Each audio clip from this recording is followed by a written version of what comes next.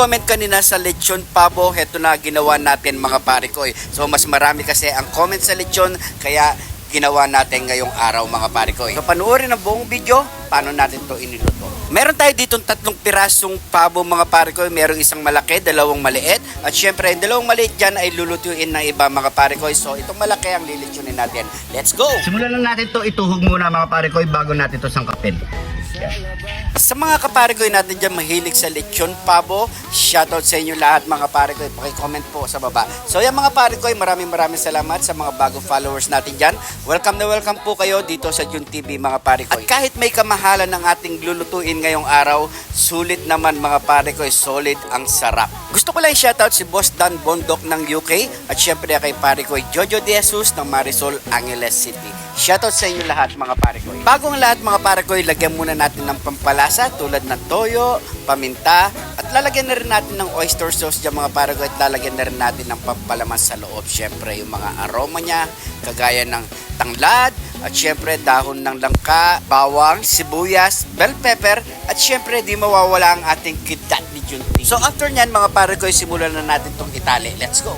Ready to lechonan na tayo mga pare ko. So prepare muna natin paglilitsunan. Let's go! Matapos na natin to itali mga pare ko, so isasalang na natin to sa nagbabagang bao ng nyog mga pare ko. So yan nga pala ang ating ginamit mga pare ko para medyo makatipid naman tayo, medyo mahal ang uling mga pare ko. So pwede na yan mga pare ko. So yan mga pare ko, mag-ikot muna tayo, medyo matagal-tagal to sa pag-iikot. Siguro nasa 3 hours or 4 hours mga pare ko. So antay lang tayo mga pare ko. So after 1 hour, syempre kailangan muna natin to pahirin ng toyo mga pare ko. At syempre baka naman pwedeng palambing, pa-share na lang po ang ating. Gusto ko lang i-shoutout ang ating mga bayaning OFW natin dyan mga pare ko. Lagi po kayo mag-iingat. Shoutout po sa inyo lahat mga pare ko. Sunog na tayo pare ko eh. Di ba? Ano, sunog na oh. Ha? Sunog na. Ito ha? Sunog na yan. Ba't sa akin mo na pare ko Nagtitip ka na naman, no? Akala ko ito eh. Ako na naman talagang pinagtripan mo, no? Sunog? Hindi ko pala. So after 3 hours and 30 minutes mga pare ko natin pag-iikot, siguro luto na to mga pare ko. So tingnan natin mamaya kung luto na yan mga pare ko. Let's go! So tara, plating na tayo. Yamanaken saken! Sa mga kapare ko natin dyan na umabot dito sa parte ng video na to mga pare ko, paki-comment lang po kung saan umabot ang ating video para alam natin mga pare ko. So taste test na tayo mga pare ko. Siyempre, mangto lang ang katapat. Yamanaken saken! Grabe, napakabango, napakalasa at napakasarap. You know?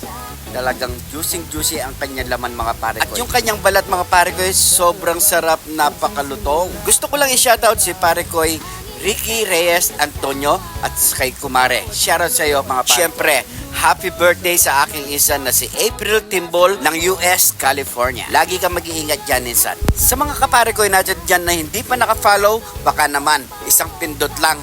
Yamanaken saken! Siguro hanggang dito na lang ating video mga pare ko. Maraming salamat sa panonood. Huwag kalimutan i-share ang ating video para mas marami pang makapanood mga pare ko. Maraming salamat po. Lagi po kayo mag-iingat dyan. God bless po mga pare ko. Maghintay ka ma!